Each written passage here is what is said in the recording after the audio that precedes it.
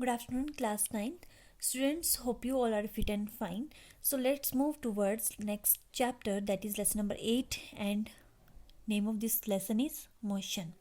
So firstly, we are going to start with this lesson with the definition of rest. Okay, so as you all know that what is rest? When we are not doing any work, okay, simply or with the definition of rest is a body is said to be in a state of rest when its position does not change with respect to a reference point. एक body को आप rest में तभी बोल सकते हो जब उसकी पोजीशन चेंज नहीं हो रही है किसी रेफरेंस पॉइंट से. अगर आप देख रहे हो तो सपोज एक शॉप है, वहाँ से आप जो है देख रहे हो कि कोई गाड़ी है वो अभी वहीं पे खड़ी है, ठीक है, और आप उसको देखते जा रहे हो और वो गाड़ी वहीं की वहीं है आपकी. ओके, सो मीन्स उसकी कोई भी पोजीशन में चेंज नहीं आ रहा. दैट मीन्स वो जो आपका ऑब्जेक्ट है वो रेस्ट पे है. Got it. नेक्स्ट डेफिनेशन आती है आपकी मोशन की. Then motion, a body is said to be in a motion when its position changes with respect to a reference point. Means एक बॉडी को आप मोशन में तभी बोल सकते हो जब उसकी पोजीशन में कोई चेंज आ रहा है अगर आप रेफरेंस पॉइंट से देख रहे हो तो जो कि मोशन है की डेफिनेशन है वो आपके चैप्टर का भी नेम है. सो इसी के बारे में अभी हम इस डेफिनेशन में कर रहा है. जैसे सपोज मोशन किसको बोलते हैं? अगर उसकी पोजीशन में कोई भी चेंज आता है, ठीक है. सो वही चीज़ ले लेते हैं, एक गाड़ी प्लस एक शॉप का ले लेते हैं. सपोज एक शॉप से आप देख रहे हो कि एक गाड़ी है वो अभी वहीं पे खड़ी थी और 1 घंटे के बाद देख रहे हो 1 आवर के बाद तो वो जो गाड़ी है वो वहाँ से निकल गई है. सो दैट मीन्स कि उसकी जो पोजीशन है वो चेंज हो गई है और उसको आप क्या बोलते हो? मोशन बोलते हो. And mainly there are 3 types of motion, that is linear motion, circulatory motion and oscillatory motion. Linear motion means कोई भी ऑब्जेक्ट है वो मूव कर रहा है मीन्स स्ट्रेट लाइन में. ओके. सर्कुलेटरी मोशन मीन्स आपकी जो कोई भी ऑब्जेक्ट है, गाड़ी है, बाईसाइकिल है, स्कूटर, कुछ भी ले सकते हो, तो वो जो है ऐसा सर्कल मोशन में मूव कर रहा है. एंड ऑसिलेटरी मोशन मीन्स कोई भी अगर ऑब्जेक्ट है आपका वो कभी इस डायरेक्शन में जा रहा है कभी इस डायरेक्शन में जा रहा है. मीन्स कभी आगे जा रहा है कभी ये बैक पोजिशन पे आ रहा है. दैट मीन्स ये इसको बोलते हैं ऑसिलेटरी मोशन. पेंडुलम वाली फॉर्म भी इसको आप बोल सकते हो. Got it. बट इस लेसन में आपका जो है हम 9th क्लास के स्टैंडर्ड के अकॉर्डिंग आपका सिर्फ लीनियर मोशन में के बारे में ही स्टडी करेंगे इस क्लास में. बाकी जो मोशन है उसको हम हायर क्लासेस में स्टडी करेंगे. So next topic is physical quantities. Physical quantities क्या होती है? It is a physical property of a material that can be measured. Mainly ये एक फिजिकल प्रॉपर्टी जिसको आप मेज़र कर सकते हो, मींस माप सकते हो कि ये कितनी इसकी लेंथ है, ठीक है, ये चीज़ कर सकते हो, उसको आप फिजिकल क्वांटिटीज़ बोल सकते हो. It has mainly 2 types like scalar quantity and vector quantity.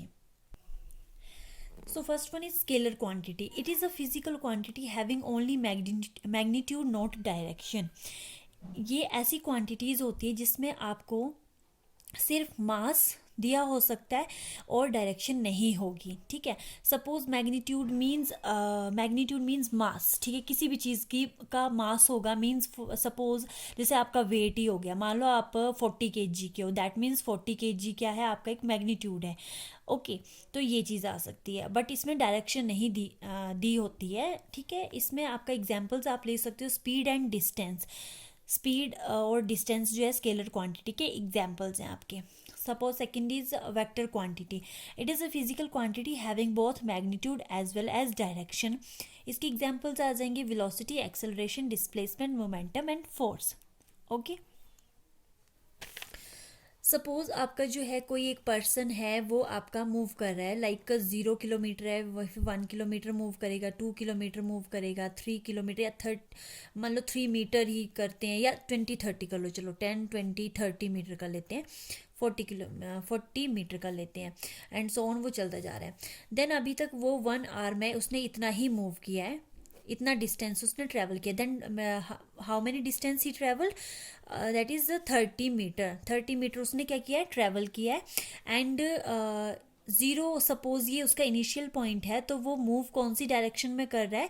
और आप इसको जो है बोल सकते हो कि ये इनिशियल पॉइंट से राइट साइड को मूव कर रहा है, दैट मीन्स डायरेक्शन है ना यहाँ पे, या फिर आप बोल सकते हो ये ईस्ट साइड मूव कर रहा है।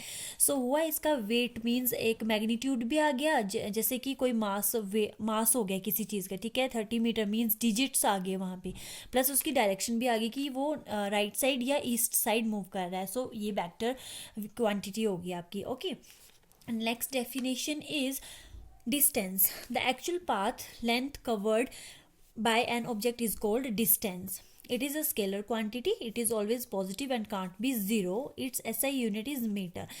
Distance क्या होता है? It actually path traveled by an object.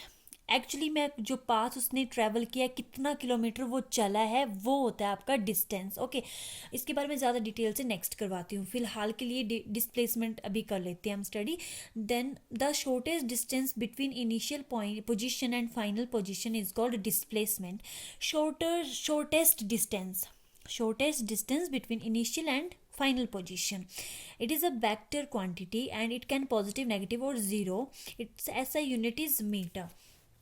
Definitions आप एज इट इज़ देखोगे, आप डिफरेंस करेंगे हम, जैसे फॉर एग्जांपल मैंने यहाँ पे जो है ये आपका डिस्टेंस लिया हुआ है, ये ए पोजीशन है और ये चल रहा है, कोई भी पर्सन है और ये सी पोजीशन तक पहुँचा है, तो यहाँ से इसने जो है 60 मीटर का डिस्टेंस ट्रैवल किया है और ये मूव कर रहा है ईस्ट डायरेक्शन में, मींस ये देखो वेक्टर क्वांटिटी आ गई, ठीक है। और एक चीज़ आप और समझ सकते हो डिस्टेंस एंड डिस्प्लेसमेंट का विद दिस फिगर, ये आपका एक्स पोजीशन पे कोई भी पर्सन था, उसने मूव करना शुरू किया और यहाँ से ये ऐसा सा रास्ता है उसका और वो पहुंचा वाई पोजीशन पे, तो एक्चुअली में जो पाथ पर्सन ने मूव किया है this is known as distance. And ये जो एक्स और वाई के बीच में जो शॉर्टेस्ट डिस्टेंस है, मींस यहाँ से यहाँ तक का, उसको बोलते हैं डिस्प्लेसमेंट।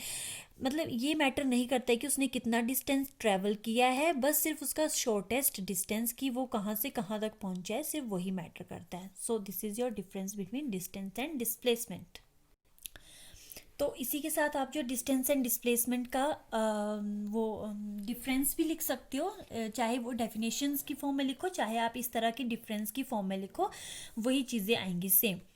डिस्टेंस एंड डिस्प्लेसमेंट के डिफरेंस के साथ स्पीड एंड वेलोसिटी का भी देख लेते हैं, इसके साथ हमारा डिफरेंस भी क्लियर हो जाएगा, प्लस इसके कॉन्सेप्ट भी क्लियर हो जाएंगे।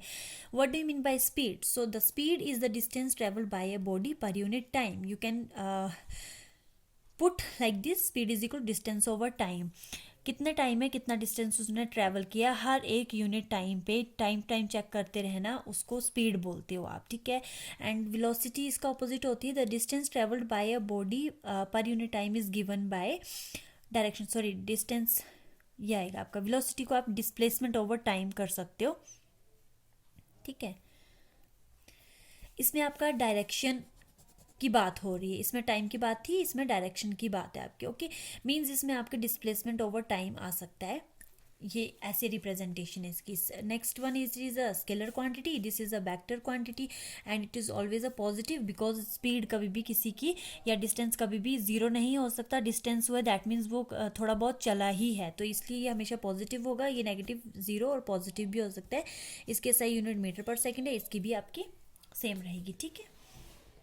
नेक्स्ट आता है आपका एवरेज स्पीड। एवरेज स्पीड जो है आपका फॉर्मूला है total distance over total time. मान लो आपको दो स्पीड्स दी हुई हैं, उसका आप दोनों का मीन सम करेंगे ओवर जो दोनों को ट्रैवल करने में टाइम लगा है, उन दोनों को ऐड करेंगे, टोटल डिस्टेंस टोटल टाइम, और उससे आपकी एवरेज स्पीड निकल जाएगी, ठीक है।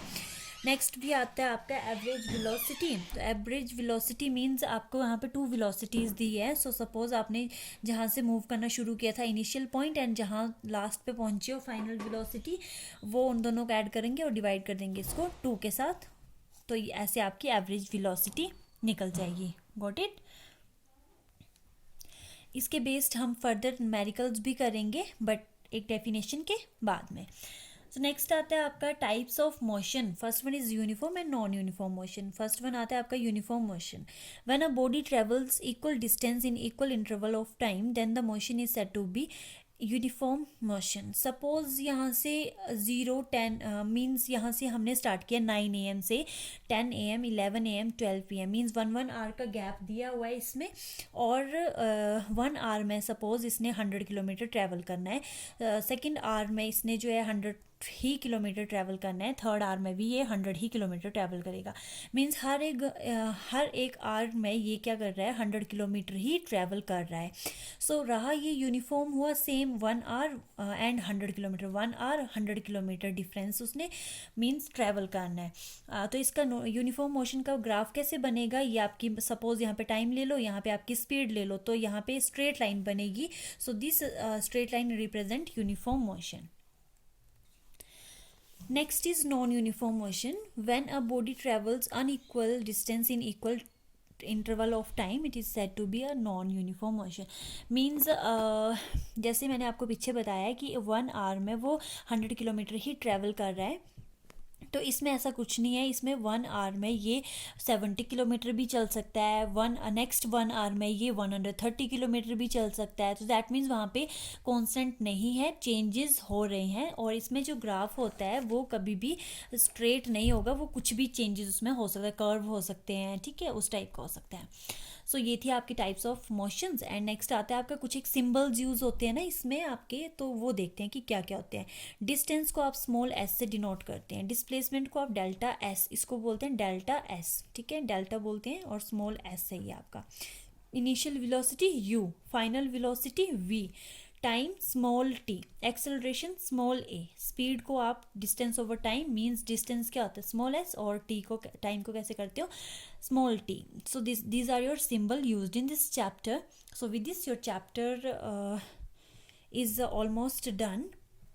So understand about this.